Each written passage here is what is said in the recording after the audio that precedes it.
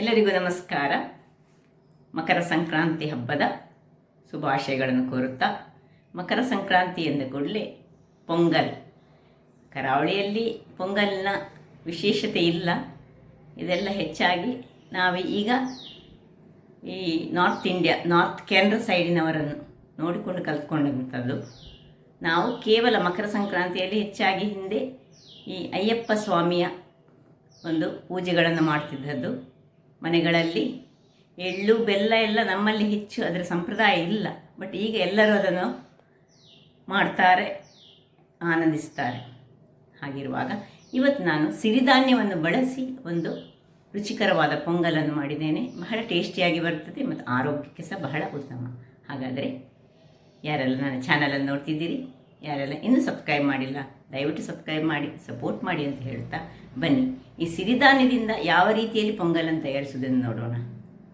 ನಮಸ್ತೆ ಮಿತ್ರರೇ, ಎಲ್ಲರಿಗೂ ಮಕರ ಸಂಕ್ರಾಂತಿಯ ಶುಭಾಶಯಗಳನ್ನು ಕೋರುತ್ತಾ ಇವತ್ತು ಪೊಂಗಲ್ ಮಾಡೋಣ. ಅದು ಸ್ಪೆಷಲ್ ರೀತಿಯಲ್ಲಿ ಪೊಂಗಲ್.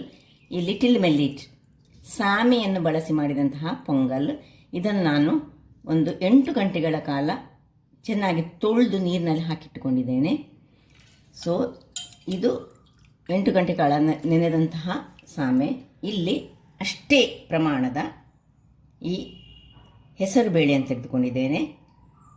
ಇನ್ನು ಅದಕ್ಕೆ ಡ್ರೈ ಫ್ರೂಟ್ಸ್ಗಳು, ದ್ರಾಕ್ಷಿ, ಗೋಡಂಬಿ ಮತ್ತು ನಾನು ಈ ಕಲ್ಲಂಗಡಿಯ ಬೀಜವನ್ನು ಸಹ ಸ್ವಲ್ಪ ತೆಗೆದುಕೊಂಡಿದ್ದೇನೆ. ಸ್ವಲ್ಪ ತುಪ್ಪ ಬೇಕು. ಇನ್ನು ತೆಂಗಿನ ತುರಿಯ ಬದಲು ನೀವು ತೆಂಗಿನ ಹಾಲನ್ನು ಸಹ ಯೂಸ್ ಮಾಡ್ಕೊಳ್ಬೋದು. ತೆಂಗಿನ ಹಾಲು ಯೂಸ್ ಮಾಡಿದರೆ ಇನ್ನೂ ಸಹ ಚೆನ್ನಾಗಿ ಬರ್ತದೆ. ಯಾರಿಗೆ ಟೈಮ್ ಇಲ್ಲ ಅಂತ ಅವ್ರು ಬೇಗ ಆಗಬೇಕು ಹೇಳಿದರೆ ತೆಂಗಿನ ತುರಿಯನ್ನು ಸಹ ಹಾಕ್ಕೊಂಡು ಮಾಡ್ಕೊಳ್ಬೋದು. ಈಗ ಮೊದಲಿಗೆ ಈ ಒಂದು ಬಾಣಲೆಯನ್ನು ಇಟ್ಕೊಳ್ಳೋಣ. ಬಾಣಲೆಯಲ್ಲಿ ಮೊದಲಿಗೆ ಚೆನ್ನಾಗಿ ಒರೆಸಿ ತೊಳೆದುಕೊಂಡಂತಹ ಈ ಒಂದು ಹೆಸರು ಬೇಳೆಯನ್ನು ಸಣ್ಣದಾಗಿ ಫ್ರೈ ಮಾಡಿಕೊಳ್ಳೋಣ. ಕಪ್ಪಾಗಬಾರ್ದದು. ವೀಕ್ಷಕರೇ ನೋಡಿ, ಒಂದು ಒಳ್ಳೆ ಪರಿಮಳ ಬರ್ತಾ ಉಂಟು. ಅಷ್ಟಾಗುವಾಗ ಇದನ್ನು ಆಫ್ ಮಾಡಿಕೊಳ್ಳೋಣ. ಆಫ್ ಮಾಡಿಕೊಂಡು ಚೂರು ತಣ್ಣಗಾಗಲಿ. ವೀಕ್ಷಕರೇ ನೋಡಿ, ಇದೀಗ ತಣ್ಣಗಾಯಿತು. ಇದನ್ನೀಗ ನಾವು ಇವತ್ತು ಕುಕ್ಕರಲ್ಲಿ ಮಾಡ್ತಿದ್ದೇವೆ, ಬೇಗ ಆಗುವಂಥದ್ದು. ಇದನ್ನು ಕುಕ್ಕರಿಗೆ ಟ್ರಾನ್ಸ್ಫರ್ ಮಾಡಿಕೊಂಡು ಅದರೊಟ್ಟಿಗೆ ಏನು ನಾನು ಈ ಸಾಮೆಯನ್ನು ನೀರಿನಲ್ಲಿ ಹಾಕಿಟ್ಟಿದ್ದೇನೆ ಅಷ್ಟೇ ಪ್ರಮಾಣದಲ್ಲಿ, ಸೇಮ್ ಪ್ರಮಾಣದಲ್ಲಿ ನೋಡಿ, 2 ಸಹ ಹಾಕ್ಕೊಂಡೆ. ಅದಕ್ಕೆ ಈ ಲೋಟದಲ್ಲಿ ನಾನು 1 ಲೋಟಗಳಷ್ಟು ತೆಗೆದುಕೊಂಡಾದ್ರಿಂದಾಗಿ ಈ ಲೋಟದಲ್ಲಿ ಒಂದು 4 ಲೋಟದಷ್ಟು ನೀರುಗಳನ್ನು ಹಾಕ್ಕೊಳ್ತಿದ್ದೇನೆ. 4 ಲೋಟ ನೀರು ಹಾಕ್ಕೊಂಡು ಇದನ್ನು ಚೆನ್ನಾಗಿ ಬೇಯಿಸ್ಕೊಳ್ಳೋಣ. ಚೆನ್ನಾಗಿ ಬೇಯಬೇಕದು. ಇಷ್ಟನ್ನು ಹಾಕ್ಕೊಂಡ ಮೇಲೆ ನಾನೀಗ ಇದನ್ನೀಗ ಕೂಡಲೇ ಮುಚ್ಚುವುದಿಲ್ಲ. ಯಾಕೆ ಹೇಳಿದರೆ, ಯಾವಾಗಲೂ ಈ ಹೆಸರು ಬೇಳೆಯನ್ನು ನಾವು ಬೇಯಿಸ್ಕೊಳ್ಳುವಾಗ ನಾವೇನು ಮಾಡಬೇಕು ಹೇಳಿದರೆ, ಒಂದು ಕುದಿ ಬಂದ ಮೇಲೆ ಇದಕ್ಕೆ ಮುಚ್ಚಳವನ್ನು ಮುಚ್ಚಬೇಕು. ಯಾಕೆಂದರೆ ಇಲ್ಲದಿದ್ದರೆ ಅದರಲ್ಲಿರುವ ನೊರೆಗಳು ಈ ಇದರಿಂದ ಹೊರಗೆ ಬರ್ತದೆ. ಹಾಗಾಗಿ ಒಂದು ಕುದಿ ಬಂದ ಮೇಲೆ ಇದರ ಮುಚ್ಚಳವನ್ನು ಮುಚ್ಚಿ ವಿಸಿಲ್ ಹಾಕಿದರೆ ಅದರಲ್ಲಿ ಹೊರಗೆ ಈ ಹೆಸರು ಬೇಳೆಯ ನೊರೆ ಹೊರಗೆ ಬರುವ ಚಾನ್ಸಸ್ ತುಂಬ ಕಡಿಮೆ. ಆದ್ದರಿಂದಾಗಿ ಒಂದು ಕುದಿ ಬರಲಿ, ಆಮೇಲೆ ಮುಚ್ಚಳ ಮುಚ್ಚಿಕೊಳ್ಳೋಣ. ಈಗ ಇದು ಕುದಿ ಬರಲಿಕ್ಕೆ ಕಾಯುವಾಗ ನಾವು ನೋಡಿ, ನಾವಿವತ್ತು ಮಾಡ್ತಿರುವುದು ಸಿಹಿ ಪೊಂಗಲ್. ಆದ್ದರಿಂದಾಗಿ ಈ ಸಿಹಿ ಪೊಂಗಲಿಗೆ ನಾವು ನಿಮ್ಮ ಸಿಹಿಗೆ ಅನುಗುಣವಾಗಿ ಬೆಲ್ಲ ತೆಗೆದುಕೊಳ್ಬೇಕಾಗ್ತದೆ. ಇವತ್ತು ನಾನು ಈ 1 ಲೋಟದಲ್ಲಿ 1 ಲೋಟದಷ್ಟು ಹೆಸರು ಬೇಳೆ, 1 ಲೋಟದಷ್ಟು ಸಾಮೆ ತೆಗೆದುಕೊಳ್ತೇನೆ. ಅದರಿಂದಾಗಿ ಇದರಲ್ಲಿ ಫುಲ್ 1 ಲೋಟದಷ್ಟು ಬೆಲ್ಲ ನೋಡಿ, ಇದು ಆರ್ಗ್ಯಾನಿಕ್ ಬೆಲ್ಲ. ಇದನ್ನು ಒಂದು ಪಾತ್ರೆಗೆ ಹಾಕ್ಕೊಂಡು, ಬೇಕು ನಿಮ್ಮ ಸಿಹಿಯ ತಕ್ಕ ನಾನು ಚೂರು ಹೆಚ್ಚನ್ನೇ ಹಾಕ್ಕೊಳ್ತಿದ್ದೇನೆ.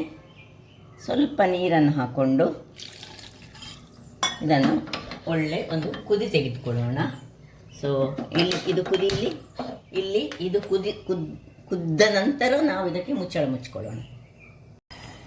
ಇಲ್ಲಿ ಬೆಲ್ಲ ಕುದಿಲಿಕ್ಕೆ ಸ್ಟಾರ್ಟ್ ಆಗುವಾಗ ಸ್ಪೂನಿನಿಂದ ಸ್ವಲ್ಪ ನಾವು ಇದನ್ನು ಹೀಗೆ ತಿರುಗಿಸ್ಕೊಳ್ಳೋಣ. ಇಲ್ಲಿ ನೋಡಿ, ಇಲ್ಲಿ ಇದು ಕುದಿಲಿಕ್ಕೆ ಸ್ಟಾರ್ಟ್ ಆಯಿತು. ಇನ್ನು ಕುದಿಲಿಕ್ಕೆ ಕುದ್ದ ಮೇಲೆ ಒಂದು ಒಳ್ಳೆ ಕುದಿ ಬಂದ ಮೇಲೆ ನೋಡಿ, ಒಳ್ಳೆ ಕುದಿ ಬಂತು. ಆಮೇಲೆ ನಾವೀಗ ಇದರ ಮುಚ್ಚಳವನ್ನು ಮುಚ್ಚಿಕೊಳ್ಳೋಣ. ಹಾಗಾದರೆ ಮಾತ್ರ ಆ ನೊರೆ ಹೊರಗೆ ಬರುವುದಿಲ್ಲ. ವೀಕ್ಷಕರೇ, ಇಲ್ಲಿ ನೋಡಿ, ಬೆಲ್ಲ ಒಳ್ಳೆ ಕುದೀತಾ ಬಂತು, ಎಲ್ಲ ಕರಗಿತ್ತು. ನಮಗೇನಿದ್ರೆ ಅದು ಪಾಕ ಏನಾಗಲಿಕ್ಕಿಲ್ಲ.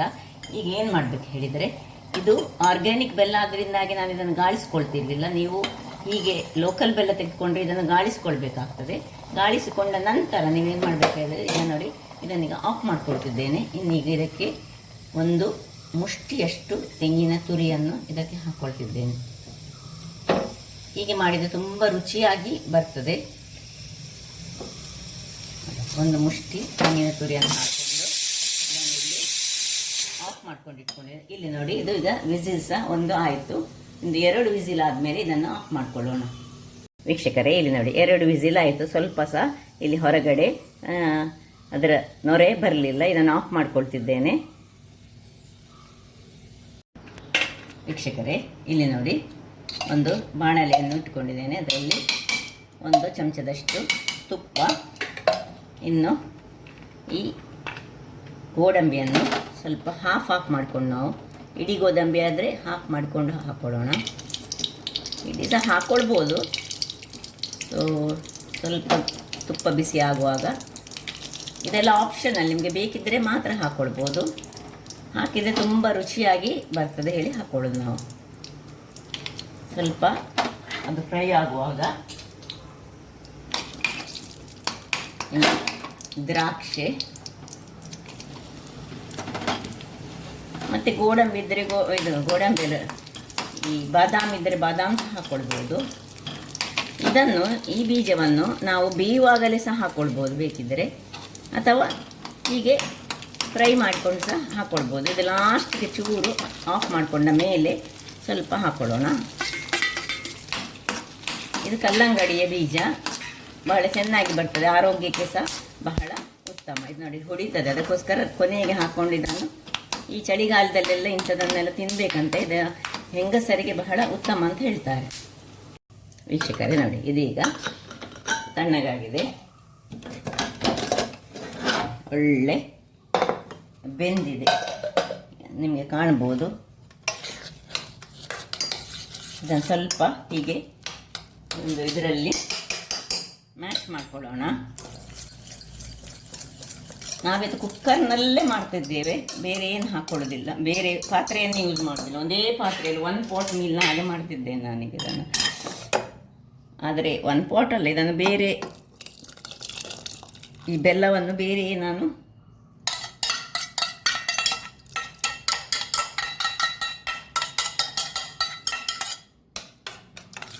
ಕುದಿಸಿಕೊಂಡಿದ್ದೇನಲ್ಲ, ಹಾಗಾಗಿ ಒಂದು ವೇಳೆ ನಿಮಗೆ 1 ಪಾಟಲ್ಲಿ ಮಾಡಬೇಕಾದ್ರೆ ಬೆಲ್ಲ, ತೆಂಗಿನಕಾಯಿ ಎಲ್ಲವನ್ನು ಇದರಲ್ಲೇ ಹಾಕ್ಕೊಂಡು ಹಾಗೆ ಸಹ ಮಾಡ್ಕೊಳ್ಬೋದು. ಈಗ ಇದನ್ನು ಒಲೆಯಲ್ಲಿಟ್ಕೊಳ್ಳೋಣ. ಒಲೆಯಲ್ಲಿಟ್ಕೊಂಡು ಗ್ಯಾಸ್ ಉರಿಸಿಕೊಂಡು 1 ಚಮಚ ತುಪ್ಪ ಇದಕ್ಕೆ ಹಾಕ್ಕೊಳ್ತಿದ್ದೇನೆ. ಸಾಕು, ಹೆಚ್ಚು ತುಪ್ಪವೇ ಇದಕ್ಕೆ ಬೇಕಂತಿಲ್ಲ, ಬೇಕಿದ್ರೆ ಹಾಕ್ಕೊಳ್ಬೋದು. ಇನ್ನು ಈ ಡ್ರೈ ಫ್ರೂಟ್ಸ್ ಏನು ಮಾಡ್ಕೊಂಡಿದ್ದೇವೆ ನೋಡಿ, ಅದನ್ನು ತುಪ್ಪದ ಒಟ್ಟಿಗೆ ಹಾಕೊಳ್ಳೋದು, ಅಷ್ಟೇ ತುಪ್ಪ. ಇದರಲ್ಲಿ ನಾವು ಫ್ರೈ ಮಾಡಿದ ತುಪ್ಪ ಪ್ಲಸ್ 1 ಚಮಚದಷ್ಟು ತುಪ್ಪ ಹಾಕ್ಕೊಂಡು ಇದನ್ನು ಚೆನ್ನಾಗಿ ಹೀಗೆ ತಿರುಗಿಸ್ಕೊಳ್ಳಿ. ಇನ್ನು ಒಳ್ಳೆ ಒಂದು ಕುದಿ ಬರಬೇಕು, ಆ ಬೆಲ್ಲದೊಟ್ಟಿಗೆ ಅದು ಮಿಶ್ರ ಆಗಬೇಕು. ಇನ್ನು ಉಪ್ಪು, ತುಂಬ ಉಪ್ಪು ಬೇಡ, ಒಂದು ಸ್ವಲ್ಪ ಚಿಟಿಕೆಯಷ್ಟು ಉಪ್ಪನ್ನು ಹಾಕೊಳ್ಳೋಣ. ಹಾಕ್ಕೊಂಡು ಒಂದು ಒಳ್ಳೆ ಕುದಿ ತೆಗೆದುಕೊಳ್ಳೋಣ. ಸ್ವಲ್ಪ ನನಗೆ ಇದು ದಪ್ಪ ಕಾಣ್ತಾ ಉಂಟು, ಅದು ಸ್ವಲ್ಪ ಹೆಸರು ಬೇಳೆ ಆದರೆ ನೋಡಿ, ಇದಕ್ಕೆ ಸ್ವಲ್ಪ ಬೆಲ್ಲದ ನೀರಿಗೆ ಸ್ವಲ್ಪ ನೀರು ಹಾಕ್ಕೊಂಡು ಇದಕ್ಕೆ ಹಾಕ್ಕೊಂಡು, ಇನ್ನು ಮುಚ್ಚಳ ಮುಚ್ಚಲಿಕ್ಕಿಲ್ಲ, ಯಾಕೆ ಹೇಳಿದರೆ ಇದು ಇಲ್ಲದೆ ತಳ ಹಿಡಿತದೆ. ಹಾಗಾಗಿ ಅದು ಕುದಿ ಬರಲಿಕ್ಕೆ ನಾವೇನು ಮಾಡಬೇಕು ಹೇಳಿದ್ರೆ, ಇದನ್ನು ಕೈ ಆಡಿಸ್ತಾನೆ ಇರಬೇಕು, ಇಲ್ಲದಿದ್ದರೆ ತಳ ಹಿಡಿಯುವ ಚಾನ್ಸಸ್ ಉಂಟು. ಹೀಗೆ ಇದು ಒಳ್ಳೆ ಕುದಿ ಬರುವ ತನಕ ನಾವು ಹೀಗೆ ಚಮಚದಲ್ಲಿ ಕೈ ಆಡಿಸ್ತಾನೆ ಇರೋಣ. ಸಿಹಿ ಪೊಂಗಲ್ ರೆಡಿ ಆಯ್ತು ನೋಡಿ, ಹೇಗೆ ಬಂತು ನೋಡಿ, ಒಳ್ಳೆ ಕುದಿತಾ ಸಹ ಉಂಟು. ಸ್ವಲ್ಪ ಕೈ ಜಾಗ್ರತೆ ಮಾಡಿಕೊಳ್ಬೇಕು, ಇದು ಹಾರ್ತದೆ ಆಗಿರ್ತದೆ ಉದ್ದದ್ದು. ಸ್ವಲ್ಪ ಕೈ ಈ ಸೌಟ್ ತೆಗೆದುಕೊಳ್ಳುವಾಗ ನಾವು ಹೀಗೆ ಉದ್ದ ಲೆಂದಿ ಇರುವಂಥದ್ದನ್ನು ತೆಗೆದುಕೊಳ್ಬೇಕು, ಇಲ್ಲದ ಹಾರ್ತದೆ. ಸೊ ಜಾಗ್ರತೆ ಮಾಡಬೇಕು. ಬೆಲ್ಲ ಆದ್ದರಿಂದಾಗಿ ಕೈಗೆ ಹಾರಿದರೆ ಮತ್ತು ಕೈಯಲ್ಲಿ ಈ ಬಾಯ್ಸ್ ಬರುವಂಥ ಚಾನ್ಸ್ ಇರ್ತದೆ, ಬೊಬ್ಬೆ ಬರುವಂಥದ್ದು. ಸೊ ಆಯ್ತು ನೋಡಿ, ಇಷ್ಟ ಆಗುವಾಗ ಇದು ಒಂದು 5 ನಿಮಿಷಗಳ ಕಾಲ ಹೀಗೆ ಒಳ್ಳೆ ಕುದಿಸ್ಕೊಳ್ಬೇಕು. ಇನ್ನೀಗ ಆಫ್ ಮಾಡ್ಕೊಳ್ಳೋಣ. ವೀಕ್ಷಕರೇ, ಇಲ್ಲಿ ಬೇಕಿದ್ದವರು ನೀವು ಏಲಕ್ಕಿ ಬೇಕಿದ್ದರೆ ಹಾಕ್ಕೊಳ್ಬೋದು, ಆದರೆ ಇದಕ್ಕೆ ಹೆಚ್ಚಾಗಿ ಹಾಕೊಳ್ಳೋದಿಲ್ಲ. ಇದರ ಫ್ಲೇವರ್ ಅದರದ್ದೇ ಬರಬೇಕು, ಅದಕ್ಕೋಸ್ಕರ ನೋಡಿ ಆಯಿತು.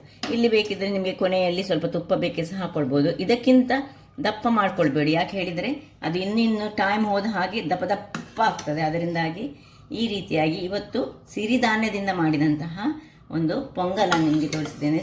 ಬಹಳ ಸುಲಭ ರೀತಿಯಲ್ಲಿ ಮಾಡುವಂತಹದ್ದು, ಆರೋಗ್ಯಕ್ಕೆ ಸಹ ಬಹಳ ಉತ್ತಮ. ಈ ಪೊಂಗಲ್ ಎಂಬುದೇ ಆರೋಗ್ಯಕ್ಕೆ ಉತ್ತಮ, ಹಾಗಾಗಿ ಹೆಚ್ಚಾಗಿ ದೇವಸ್ಥಾನಗಳಲ್ಲಿ ಇದರ ಬಳಕೆ ತುಂಬ ಮಾಡ್ತಾರೆ. ನೋಡಿ ಬಹಳ ಚೆನ್ನಾಗಿ ಬರ್ತದೆ. ನಾನು ಮುಂಚೆ ಸೊಮ್ಮೆ ಮಾಡಿದ್ದೇನೆ, ಅಂದರೆ ನನ್ನ ಈ ಚಾನಲಲ್ಲಿ ನಾನು ತೋರಿಸಲಿಲ್ಲ, ಹಾಗಾಗಿ ನಿಮಗೆ ಈ ಬಾರಿ ಮಕರ ಸಂಕ್ರಾಂತಿಯಂದು ಸಿಹಿ ಪೊಂಗಲನ್ನು ಸಿರಿಧಾನ್ಯದಿಂದ ಮಾಡಿ ತೋರಿಸ್ತೇನೆ. ಹಾಗಾದರೆ ನನ್ನ ಈ ಕುಕಿಂಗ್ ಚಾನಲ್ ನಿಮಗೆ ಇಷ್ಟ ಆದರೆ ಬೋಳೂರು ಸುವರ್ಣ ಚಾನಲನ್ನು ಲೈಕ್ ಮಾಡಿ, ಶೇರ್ ಮಾಡಿ ಹಾಗೂ ಸಬ್ಸ್ಕ್ರೈಬ್ ಮಾಡಿ, ಹಾಗೂ ನನ್ನ ಇನ್ಸ್ಟಾಗ್ರಾಮ್ ಪೇಜನ್ನು ಫಾಲೋ ಮಾಡಿ. ಧನ್ಯವಾದಗಳು.